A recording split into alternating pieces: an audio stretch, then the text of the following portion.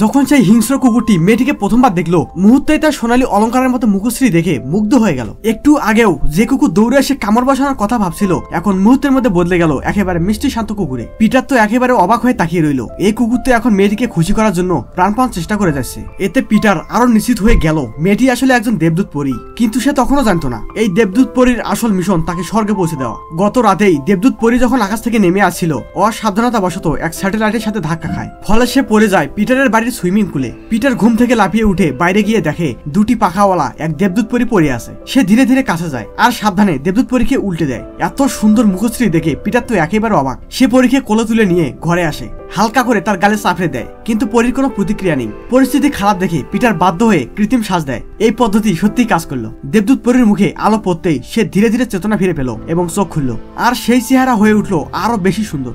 দেবদূত পিটারের দিকে তাকিয়ে হালকা করে হাসলো, আর তাতেই পিটারের সমস্ত শরীর যেন অবসের মতো হয়ে গেল। দেবদূত পরী ধীরে ধীরে উঠে বসলো আর পিটারের দিকে হাত বাড়ালো আলিঙ্গনের জন্য, কিন্তু হঠাৎ করেই তার ডানায় ব্যথা অনুভব করলো। পিটার দেখতে পেল তার ডানা আহত, তাই সান্ত্বনা দেওয়ার জন্য এগিয়ে গেলেই হঠাৎই পরী নিজে থেকে তার কাছে চুম্বন চাইলো। পিটার ভেবেছিল সে হয়তো ভালোবাসা প্রকাশ করছে, পিটার ভালো ছেলে তাই না করে, এবং ব্যাখ্যা দিল সে ইতিমধ্যে অন্য এক মেয়ের সাথে বাগদান ছেড়েছে। কিন্তু সে জানতো না দেবদূত পরীর চুম্বন আসলে তাকে স্বর্গে নিয়ে যাওয়ার একটি উপায় ছিল। দেবদূত পরী আবার তাকে জড়িয়ে ধরার চেষ্টা করে, কিন্তু দুজনের ঠোঁট যখন এক হলো, ঠিক সেই মুহূর্তে পিটার হঠাৎ দেবদূতের বুকে ঘুমিয়ে পড়ল। যখন দেবদূত পরী তাকে নিয়ে উড়ে যাওয়ার প্রস্তুতি নিচ্ছিল, হঠাৎ ডানায় তীব্র যন্ত্রণা অনুভব করে, যার ফলে আপাতত এই পরিকল্পনা ছেড়ে দিতে বাধ্য হয়। পরদিন সকালবেলা অর্ধনিদ্রায় থাকা পিটার দরজায় কর্নার শব্দে জেগে উঠল। দরজা খুলতেই দেখে তার বাগদত্তা মেয়েটি, যার নাম লিজা, সে দরজায় দাঁড়িয়ে আছে। লিজা ঘরে ঢুকতে চাইছিল, সঙ্গে সঙ্গে তাকে থামিয়ে দিয়ে বলল এখন ঘর ভীষণ অগোছালো, আর বলল কিছুক্ষণ পরে দেখা করবে। কিন্তু লিজা রাগ করে চলে গেল। পিটারের ঘনিষ্ঠ বন্ধুরাও সেই সময় চলে আসে। সে তখন ব্যস্ত ঘর গোছাচ্ছিল, ঠিক তখনই মাথা তুলে দেখে দেবদূত পরী কোনো অচেনা ভাষায় তাকে কিছু বলছে, কিন্তু পিটার কিছুই বুঝতে পারল না। এদিকে আবার বন্ধুরা বাইরে থেকে দরজায় কড়া নাড়তে লাগলো। সে একেবারে দিশেহারা হয়ে গেল। দেবদূত পরীকে তাড়াতাড়ি লুকিয়ে পড়তে বলল আর নিজে তাড়াহুড়ো করে বাইরে বেরিয়ে এলো। এতে তিন বন্ধুর সন্দেহ আরো বেড়ে গেল। তারা জোর করে ঘর ঢুকে চারদিক খুঁজতে লাগলো, কিন্তু কোথাও কিছু পাওয়া গেল না। যখন তারা প্রায় হাল ছেড়েই দিয়েছে, হঠাৎ বিছানার চাদর নড়ে উঠলো। পিটারের বাধা উপেক্ষা করেও তারা চাদর সরিয়ে ফেললো, আর দেখতে পেল দেবদূত পরীর অতুলনীয় সৌন্দর্যের মুখ। তিনজনই একদম হতবাক হয়ে দাঁড়িয়ে আছে। সোনালী চুল, নীল চোখ, অসাধারণ রূপের এক মেয়ে। সে কিভাবে পিটারের বিছানায় এলো? তারা পিটারকে টেনে নিয়ে বাইরে গেল এবং আলোচনা শুরু করলো তারা দেবদূত পরীকে প্রদর্শনের জন্য নিয়ে যাবে, এতে অনেক টাকা রোজগার করা যাবে। কিন্তু পিটার এতে প্রচন্ড রেগে যায়। সে শুধু দেবদূত পরীর চিকিৎসা করাতে চায় আর তাকে নিরাপদে বিদায় দিতে চায়। পিটার বলল যদিও আমরা মাঝে মাঝে দুষ্টুমি করেছি, কিন্তু কখনো কারো ক্ষতি করিনি। পিটার বাড়ি ফিরে এসে পরীকে ব্যান্ডেজ করে দিল, তারপর একটা কম্বল জড়িয়ে দিল। এই সময় দেবদূত পরী আবারও তাকে চুম্বন করতে চেষ্টা করলো, কিন্তু পিটার আবারও না করলো। সে নিজের ভেতরের আবেগকে দমন করলো এবং দেবদূত পরীকে বোঝাচ্ছিল। হঠাৎ পিটারের মনে পড়লো লিজা এখনো তার জন্য অপেক্ষা করছে, তাই সে দেবদূত পরীকে বলল বাড়ির ভেতরে লুকিয়ে থাকতে, বাইরে না যেতে। কিন্তু দরজা খোলার সঙ্গে সঙ্গেই সে মুখোমুখি হয়ে গেল লিজার সাথে। পিটার তাকে সমস্যার কথা বলছিল। লিজা এসব দেখে রাগে সেখান থেকে চলে গেল। মাথা গরম হয়ে গেল পিটারের, তাই সে দেবদূত পরীর উপর রেগে গেল, যার ফলে দেবদূত পরী ভয় পেয়ে পালাতে গিয়ে পড়ে গেল মাটিতে। পিটার কিছু বুঝে ওঠার আগেই দ্রুত দৌড়ে গিয়ে দেখলো সে ঠিক আছে কিনা। কিন্তু অবাক করার ব্যাপার, দেবদূত পরী দুষ্টিমি করে তাকে আদর দেখাতে লাগলো। সে বুঝতে পারছিল না এই দেবদূত পরীকে কোথায় রেখে যাবে, তাই সাহায্যের জন্য গেল গির্জায়। কিন্তু পুরোহিত একেবারে তার কথা বিশ্বাস করলো না। এই সময় দেবদূত পরী গির্জায় এক ভাস্কর্য দেখলো এবং অজান্তে ডানা মেলে সেটার কাছে চলে গেল। ঠিক সেই সময় এক মহিলা প্রার্থনা করতে এসেছিল। সে মাথা তুলে তাকাতেই ভয়ে পালিয়ে গেল। এসব দেখে পুরোহিত দুজনকে গির্জা থেকে বের করে দিল। এরপর পিটার পরীর জন্য হ্যামবার্গার আর ফ্রেঞ্চ ফ্রাই কিনে আনলো, কিন্তু এমন খাবার দেখে পরী ভয় পেয়ে যায়। পিটার তাকে বুঝিয়ে বলতে লাগলো এটা তো শুধুমাত্র খাবার। এতে চারপাশের মানুষরা তাকে অদ্ভুত দৃষ্টিতে তাকাতে থাকে।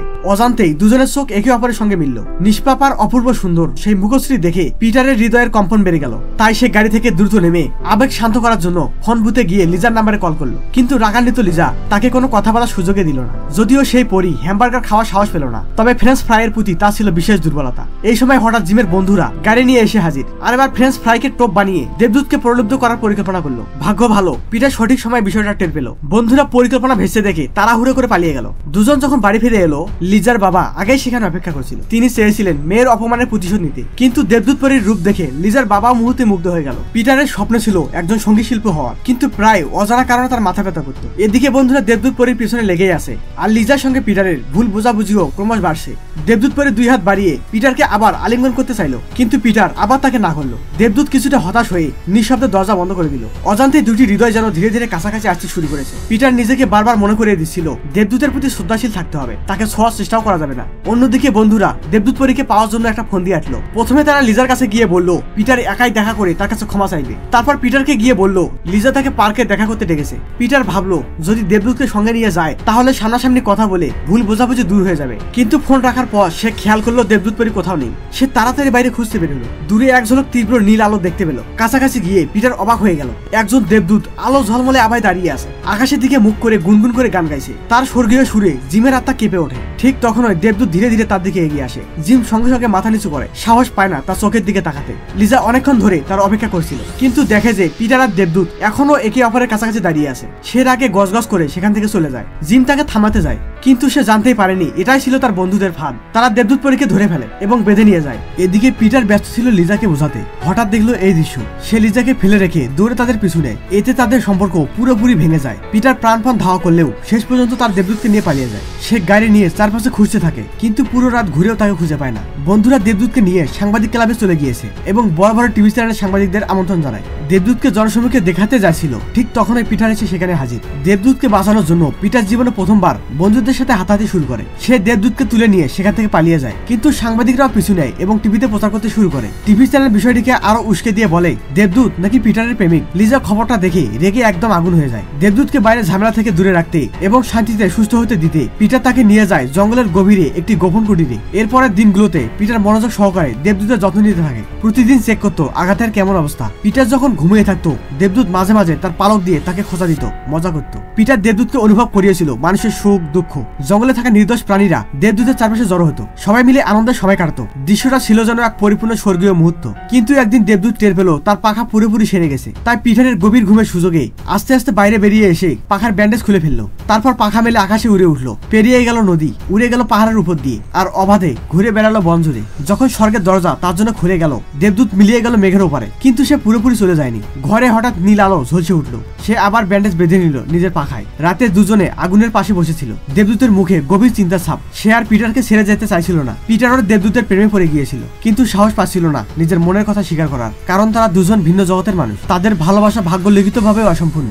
বোঝা যাচ্ছিল তাদের বিদায়ের মুহূর্ত ঘনিয়ে এসেছে। দেবদূত কি করবে বুঝে উঠতে না পেরে শুধু পাশে থাকা বালিশটাকে জড়িয়ে ধরল। পরের মুহূর্তেই তার চোখ বেয়ে নেমে এলো দুঃখের অশ্রু। কিন্তু যতই সে কষ্ট পাক, পিটার তবুও দৃঢ় প্রতিজ্ঞ ছিল তাকে বিদায় দেওয়ার জন্য, কারণ দীর্ঘ কষ্টের চেয়ে ছোট কষ্ট অনেক ভালো। দুজনের বিদায়ের ঠিক সেই সময়ে লিজা শিকারী বন্দুক হাতে নিয়ে সেখানে এসে হাজির। পিটারের ভালোর জন্য দেবদূত বাধ্য হয়ে লুকিয়ে পড়ে। লিজা পিটারের সামনে এসে জিজ্ঞাসা করলো দেবদূত কোথায়। দেবদূত চলে গিয়েছে, কিন্তু লিজা বিশ্বাস করলো না, বরং পিটারকে জোরে এক থাপ্পড় মেরে দিল। লিজা হাল্লা ছেড়ে বন্দুক হাতে নিয়ে চারপাশে খুঁজতে থাকে, কিন্তু হঠাৎ তার পেছনে জোরে এক লাথি পড়লো। লিজার বাবাও সেখানে এসে হাজির হলো। সে চেয়েছিল পিটারকে ভালো করে শিক্ষা দিতে, কিন্তু ঠিক তখনই পিটারের বাবাও নিজের দলবল নিয়ে এসে হাজির। দুই পক্ষের মধ্যে যুদ্ধ শুরু হওয়ার আগ মুহূর্তে হঠাৎ পিটার মাটিতে লুটিয়ে পড়ল। আকাশে মুহূর্তে বিদ্যুৎ চমকালো, বজ্র গর্জে উঠলো। রাগান্বিত দেবদূত পরী সবার সামনে আবির্ভূত হলো। সে ডান হাত নাড়তেই বজ্র বৃষ্টি সরাসরি নেমে এলো লিজা ও তার বাবার উপর। শেষে তারা দুজনে পালিয়ে গেল। অচেতন পিটারের দিকে তাকিয়ে দেবদূতের হৃদয় যেন একেবারে ভেঙে যাচ্ছে। সে গভীরভাবে কষ্ট পেল তাকে এভাবে দেখে। পিটারকে হাসপাতালে নিয়ে আসা হয়। দেবদূত পরী তার মুখে হাত বুলিয়ে দিতেই সে জ্ঞান ফিরে পায়। পিটার আর দেবদূত একে অপরকে জড়িয়ে ধরে, আর দেখা যায় পিটার আবার মৃত মানুষের মতো শুয়ে আছে।